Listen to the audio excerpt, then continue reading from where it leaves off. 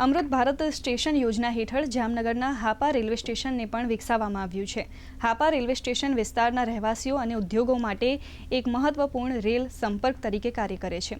Saurashtra express અને સૌરાષ્ટ્ર મેલ જેવી ટ્રેનો સાથેના વ્યૂહાત્મક જોડાણ ધરાવે છે। હાપા રેલવે સ્ટેશનનો પુનર્વિકાસ ₹12.79 કરોડના ખર્ચે થયો છે, જેમાં દિવ્યાંગજનોને અનુકૂળ માળખાકીય સુવિધાઓ, શૌચાલય બ્લોક્સ અને પાર્કિંગની જગ્યાઓનો પણ સમાવેશ થાય છે। વર્ષો પહેલા પણ અમે આ રેલવે સ્ટેશનને જોયેલું અને આજની પરિસ્થિતિ જ્યારે અમૃત ભારત રેલવે સ્ટેશન આધુનિકરણ યોજના હેઠળ હાપા રેલવે સ્ટેશનનું આધુનિકરણ થઈ રહ્યું છે, તેમાં સુવિધાઓમાં લગભગ સુવિધા અહીંયા प्राप्य है। यहाँ पे पहले एसी वेटिंग रूम, स्लीपर और जनरल वेटिंग रूम नहीं था बढ़िया।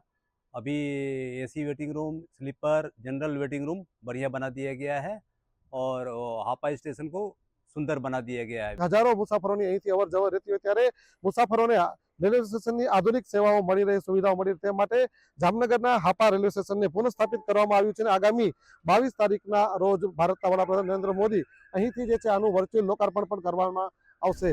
મુસ્તાક દલ, દૂરદર્શન સમાચાર, જામનગર।